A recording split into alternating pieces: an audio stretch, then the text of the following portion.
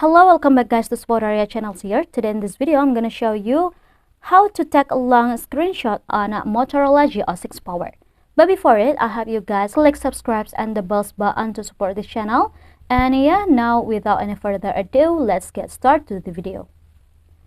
Well guys, first thing first here, you just have to take a screenshot as usually. You can take a screenshot with this button, or you also can take a screenshot with the 3 fingers.